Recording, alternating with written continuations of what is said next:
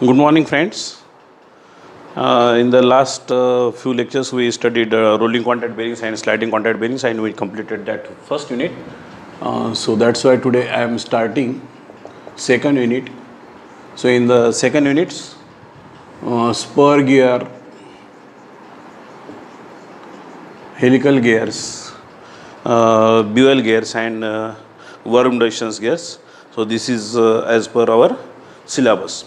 Means in the second units, design above the spur gears, design above the helical gears, and in the unit third, design above the buell gears and design above the worm reductions gearbox.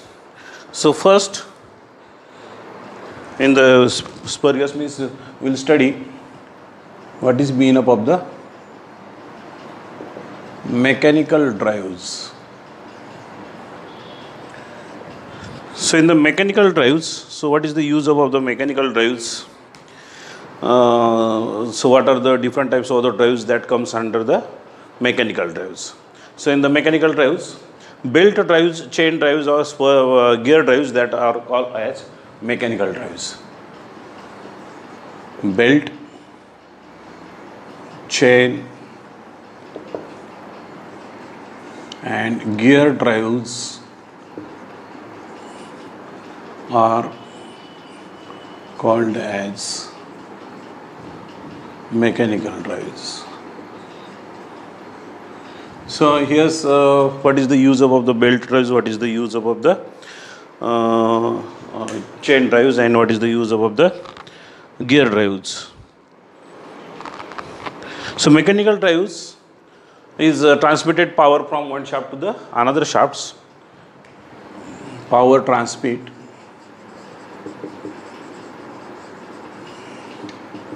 from one shaft to another shaft.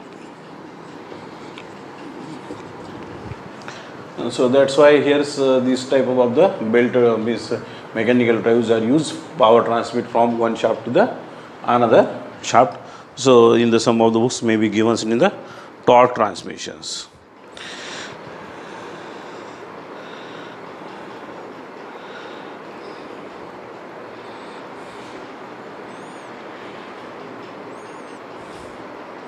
So what is the use of the power transmit from one shaft to the another shaft? Because the speed requirement and speed, torque and speed requirement of machines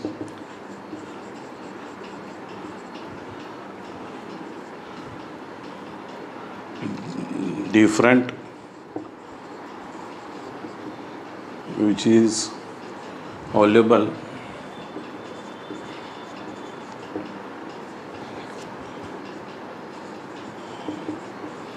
with standard motor. So as you know, so what are the standard motors available in the markets? So that standard motors means 1440 RPMs, 960 RPMs, 2800 RPMs.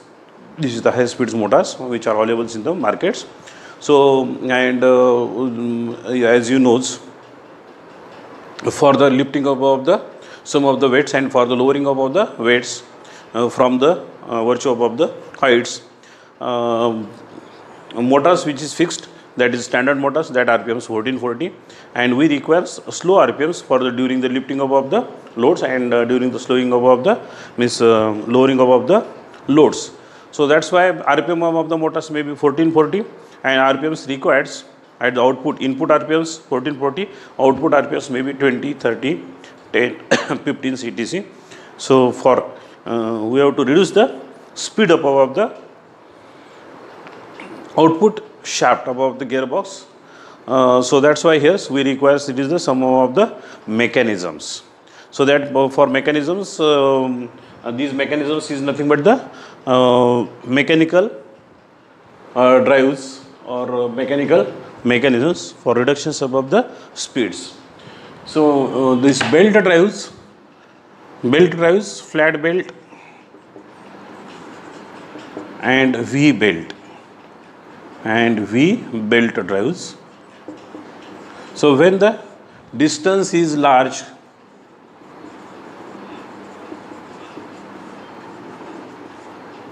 between two shafts,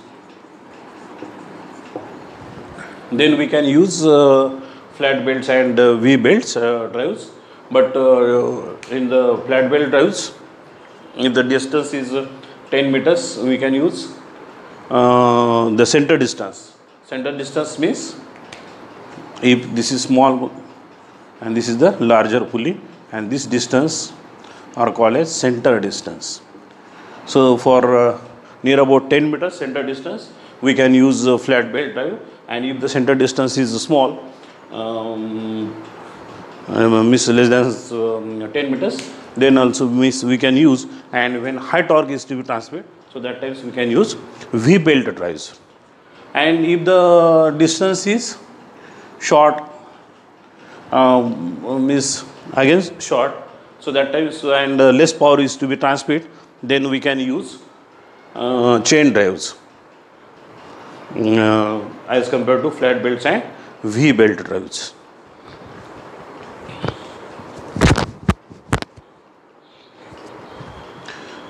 But in the flat belts and V belts, here is transmissions of the means during the transmissions of the power from one shaft to the another shafts, here slippage occurs because of the frictions.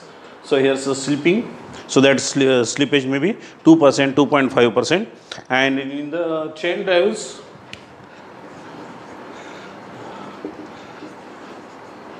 so this may be due to polygonal effect. You will not get constant speeds or constant velocity ratio.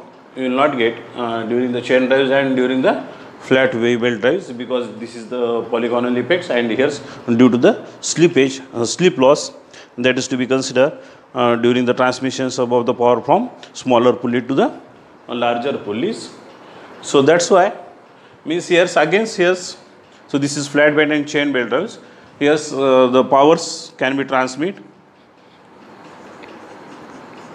Power can transmit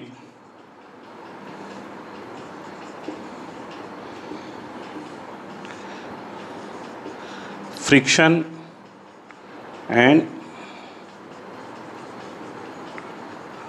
engagement. So frictions means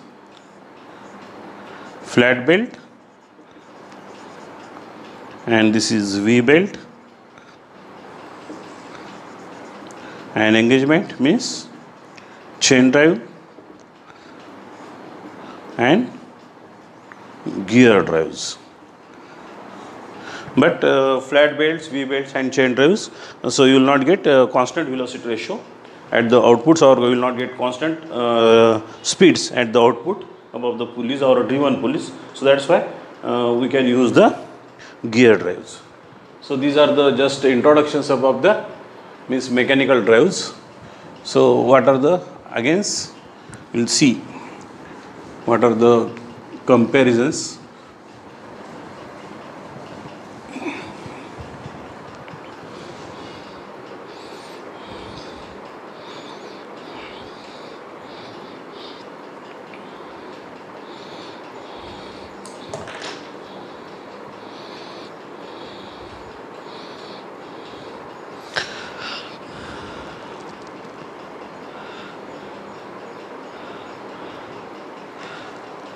So this is sufficient, these discussions. Another one discussions means yes, in the some of the applications where shifting of the gears or shifting of means the RPMs is required, and shifting of the belts, and that is required means in the lathe machines or in the shaper machines also. So there's for different velocities we require shifting arrangements.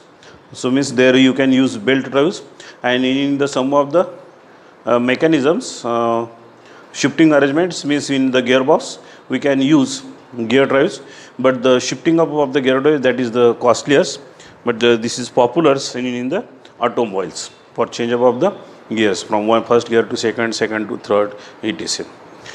So that's why here's now we can start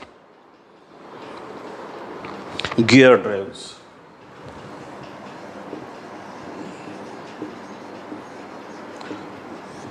So gear drives, so that the gear drives may be spur gear drives, maybe helical gear drives, or maybe bevel gear drives, or worm reductions gearbox drives, or spiral gears. So these are the 5 types of the gear drives. So what is the use of the gear drives as compared to V-belt drives or flat belt drives or chain drives? So in the gear drives, you will get positive velocity ratio, or you will get constant velocity ratio. So you will get constant velocity ratio during the gear drives. Means velocity of driven fully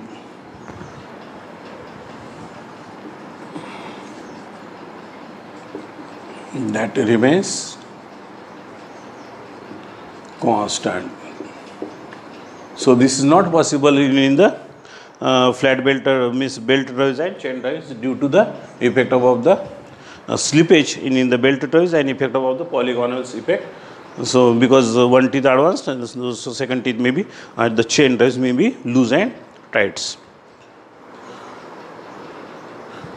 So the center distance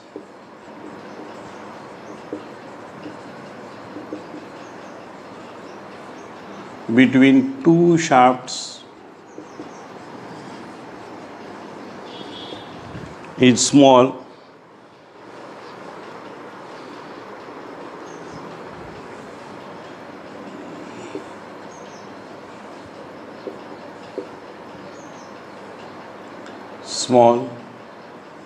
so the drives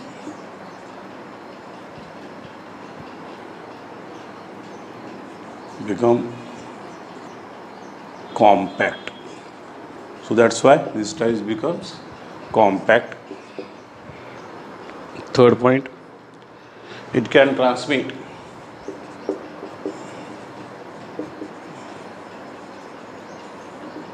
very large power.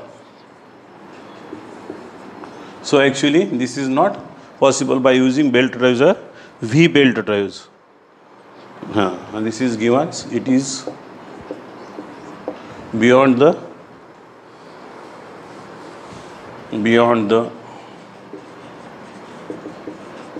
range of belt and chain drives. So the power transmission capacity above the gear drives is very more as compared to the flat belt drives or belt drives and chain drives. So by using V-belt drives as compared to the flat belt drives or chain belt drives, you can transmit more powers, and if the large power is to be transmitted, means by using flat belts, means slipping that will be more, means slippage loss will be more, and you will not get the efficiency. So the efficiency of the by using gear drives is almost 99.5% of the efficiency you will get by using gear drives. So the efficiency, so this is also given, the efficiency of gear drive is more than 99%.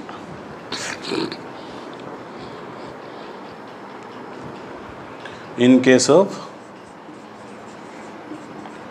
gear drive. So the efficiency in the helical gears is more as compared to, and in the spiral gears that may be slightly vary, and in worm reductions gearbox because of the more loads, so the efficiency may be decreased. So this is the fourth point, and last point is the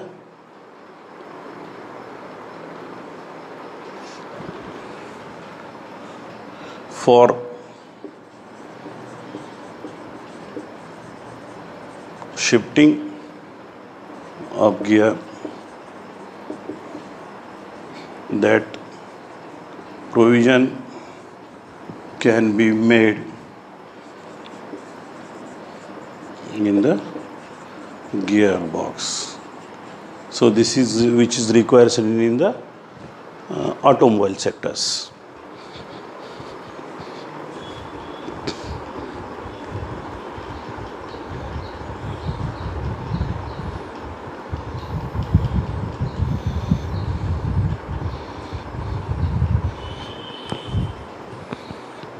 So these are the gear drives. Now classifications about the gear. So next article is the classifications about the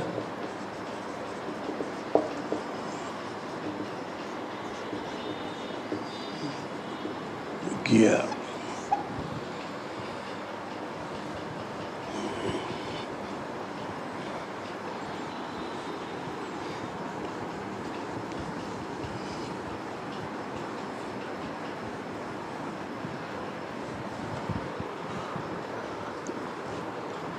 So classifications about the gear, 4 type of the gears: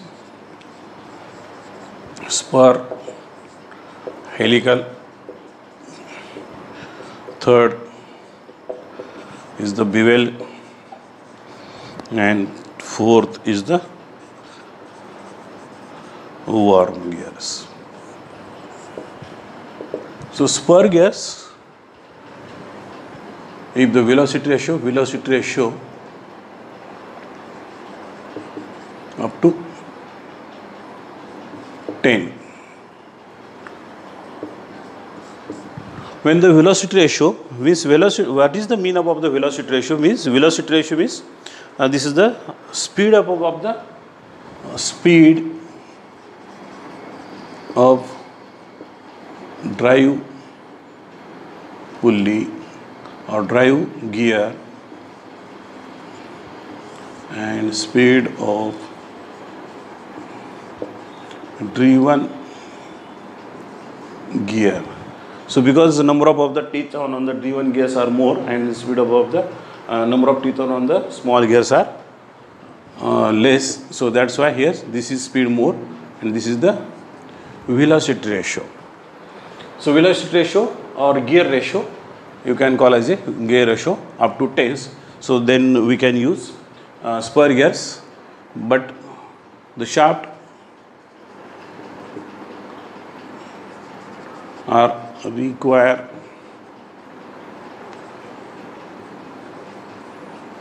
parallel to each others. The shaft requires in the spur gears are that is requires it is the parallel to each others and velocity ratio up to 10. Manufacturings of gear is easy, that can transmit, that impose only a radial load on shaft. So that impose only a radial load on the shaft. So that we will discuss why this is only imposed of the radial load and there is no any thrust loss during the spur gears.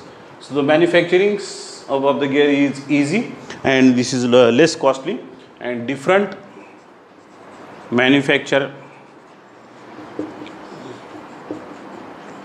methods we can use for the manufacturing of the spur gears. So in the helical gears,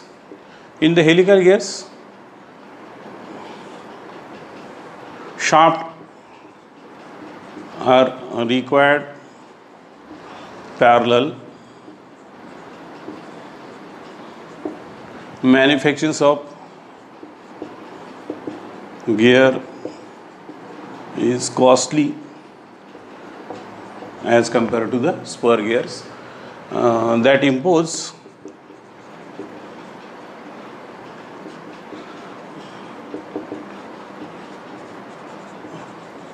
radial and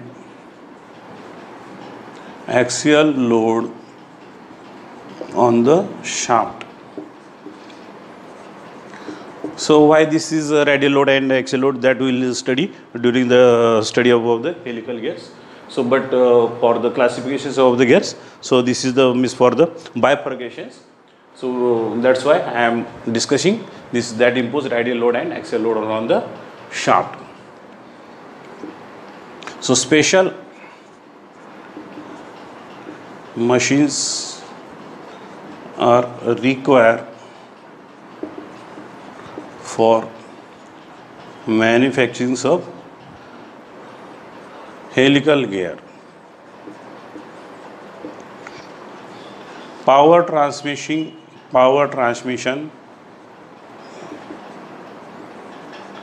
capacity is more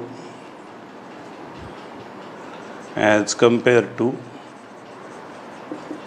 spur gear for same size. And so this power transmission capacity of the helical gear is more as compared to the spur gears for the same size. Next, third type of the gears is bevel gear. So in bevel gears, when the two shafts are intersecting and perpendicular to each other, we can use bevel gear. So here's for spur gears and helical gears, we requires the shaft both are in the parallels. Likewise, that should be run parallels. Now in this case, this is intersecting and perpendicular to each others for bevel gears. So we'll study during the more detailed study of the bevel gears, when the two shafts are intersecting, means here's parallel and here's perpendicular, or otherwise I will draw figures above the bevel gears.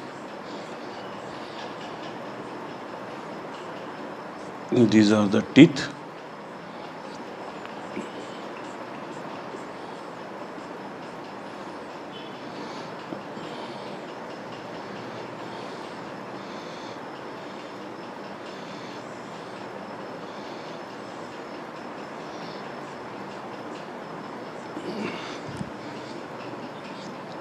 Or otherwise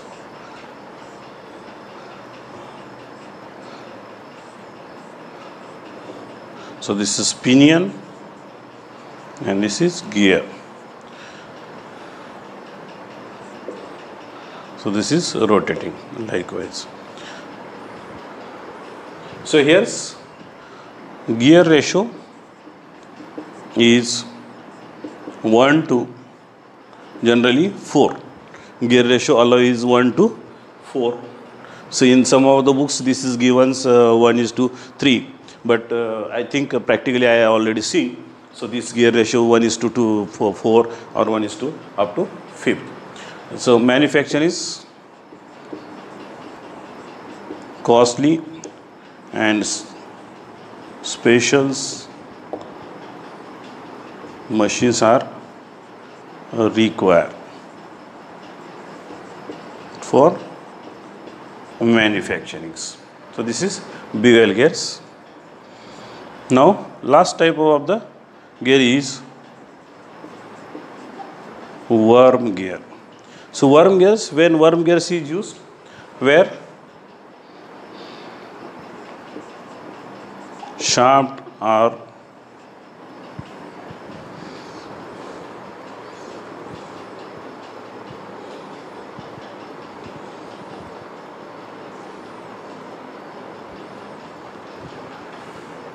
not intersecting and not parallel to each other. So when the shafts are not intersecting and parallel to each other, so that times you can use worm gearbox. So in the worm gearbox, the radial load is more on the worm gears, and the thrust load is more on the worm shafts. This gear ratio 1:100 or 1:300. So that's why this such type of the worm reduction gearbox that we can use in the manufacturing of the crane gearbox. Means in the crane gearbox, generally we use is the worm reductions gearbox. So this is the classifications of the gears.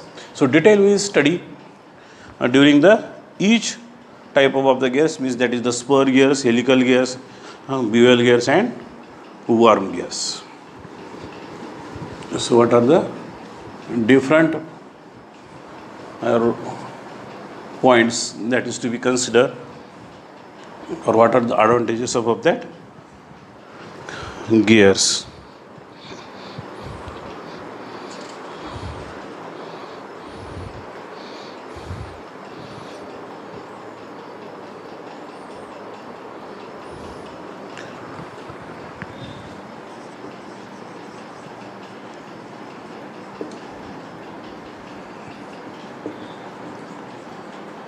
Selections of the type of gears. So on what basis you select the types of the gears? So because the different 4 types of the gears that are which are available in the markets, so that are spur gears, helical gears and bevel gears and worm reduction gearbox. So when spur gears, if we are using spur gears, so what is the use of the spur gears? Means for the if the velocity ratio is large, or that may be 1:10. For helical gears also 1:10. So we can use spur gears and helical gears. But in the spur gears, when the 2 shafts are parallels, for helical gears also when the 2 shafts are parallels, and for spur gears manufacturing is easy, and the gears is less costly, and the manufacturing is more complicated for helical gears and that costlier gears. Helical gears are costlier as compared to the spur gears. But in the spur gears, only radial load is to be transmitted, and if there is no any thrust loads during the drives, so that times we can use spur gear drives. And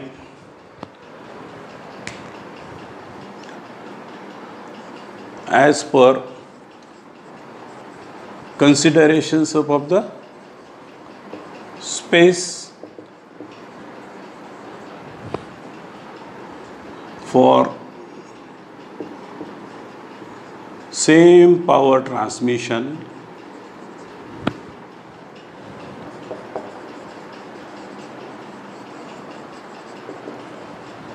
you can choose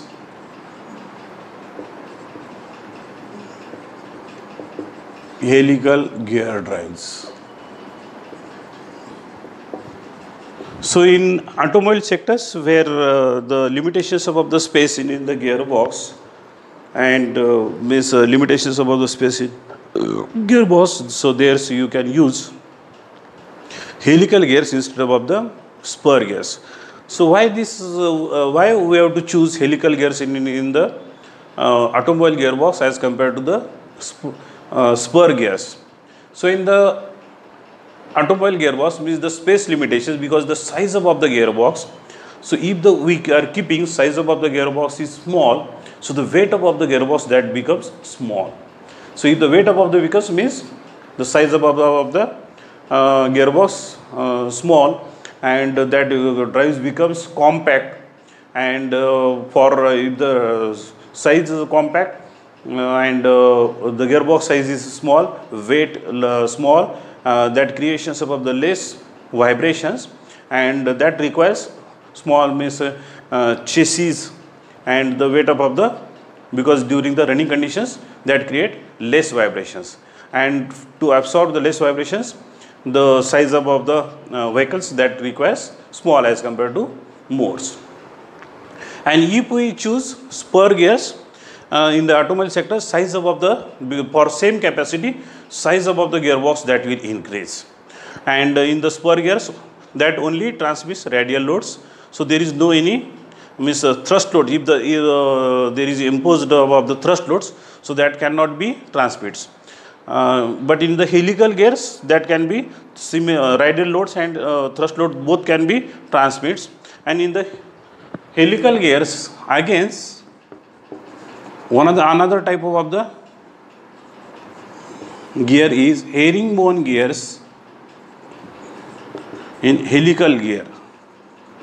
So these gears are also called as double helical gear. So in these gears, the teeth are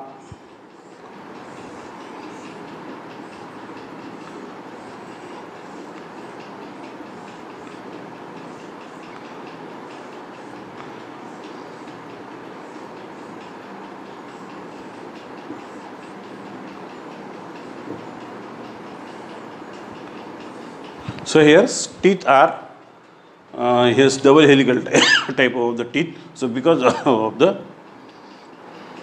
any thrust load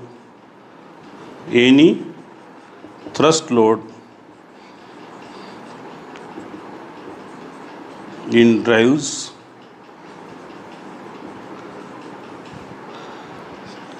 that can be die because of equal and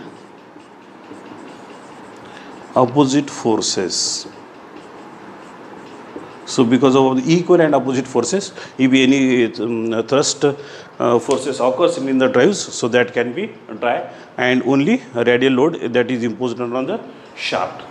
So this is the helical gears. So that's why in the automobile sectors, helical gears means this is the herringbone or double helical gears is more popular as compared to single helical gears or for spur gears. But for the transmissions of the shifting of the gears, for shifting mechanism, we choose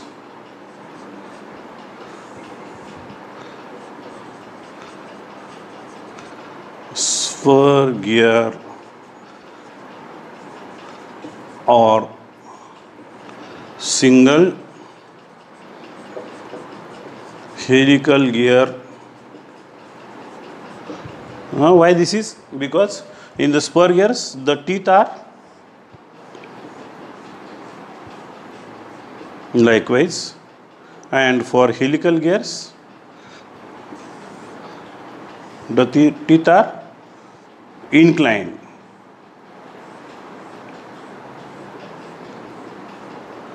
So here's, and if such type of the, so there means herringbones or double helical gears, shifting of the, this is not possible. Why this is not possible? Because other type of the gears, so this is reverse, likewise. So that's why shifting of the herringbone gears or double helical gears is not possible. Next is the third type of the gear is bevel gear. So in the bevel gears, when the shafts are intersecting and perpendicular to each other, and generally gear ratio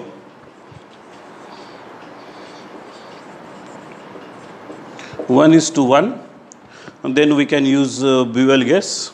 Means for gear ratio, small gear ratio, we can choose bevel gears as compared to the spur gears and helical gears. But for spur gears and helical gears, the shaft should be perpendicular, parallel to each other. Here, shaft should be above the driven pulley, and driven gears and drive gears both should be intersecting and perpendicular to each others for in the bevel gears. and gear ratio is means up to 1:4 or 1:5 we can use BOL gears. And last gears is the worm gears. So in the worm gears, when the high gear ratio is requires, so that may be 1:100 or 1:300, so that times definitely you can choose worm reduction gearbox. Worm reduction gearbox, so that is more popular when the high load is to be liftings or high load is to be transmitted by using small inputs. So then we can choose worm reduction gearbox, but the speed up of the gearbox, that is very less, because gear ratio is 1:100 or 1:300, or in the special cases 1:1000 also gear ratio is allowed in the worm reduction gearbox, but that is the maximum is the 1:300 worm reduction gearbox. But in the worm gearbox, only one side power can be transmitted. So in the spur gears and helical gears and BOL gears, in the both way, drive gear to pinion to gears power transmit, or gear to pinions can be power transmit. But in the worm reduction gearbox, from the worm gear to worm shaft, power cannot be transmitted. Means only one way power can be transmitted, that is from worm shaft to the worm wheels, because worm shaft, that is to be coupled with the motors, and power can be transmitted from motor to machines. So power cannot be transmitted from machine to, is in the reverse case. So that is not possible. Self-locking in the worm reduction gearbox, this is self-locking is not possible in the helical gears or worm gears and BOL gears. So this is the selections about the types of the gears according to the requirements. When the self-locking is required, so that times missing, because in the cranes also, during the shut-off of the currents, so at what will be the positions, so that positions during the lowering up of the weights of the cranes, so that crane will stop. Otherwise what will happen, if the self-locking is not possible, so that weight may be lowers. So that is not possible in the worm reduction gearbox. So that's why worm reduction gearbox is more popular for the lifting up of the weights, means that is in the cranes or hoist. So these are the selections about the types of the gearbox according to the applications. So for generally applications, means for moderate power transmissions, when the two shafts are parallel, so that times you can use the spur gears. When high power is to be transmitted, as per the considerations of the low space requirements, so then we can choose helical gears. And if so there is no any selection, means change up of the gears above the mechanism, shifting of the gear mechanism is there is not requirement. So that times you can use double helical gears or herringbone gears, because for shifting of the gears this is not possible for the helical gears. And when the two shafts are intersecting and are perpendicular to each other, so that times you can use BOL gears, but the gear ratio of the BOL gear is small as compared to spur gears and helical gears. And worm reduction gearbox, so in the worm reduction gearbox, when the two shafts are not intersecting and not perpendicular to each other, so then you can use worm reduction gearbox. And in worm reduction gearbox, the power can be transmitted, high power can be transmitted, and the gear ratio is 1:100 or 1:300, or in the special case 1:1000 also used in the worm reduction gearbox. So these are the selections about the types of the gears according to the various conditions or according to the applications that is required. So in the next class we will see what is the terminology of the spare gears and law of the gearing CTC during the next class. So that's why today is due to the limitations of the times I will stop here, and remaining portions we will continue in the next class. Thank you.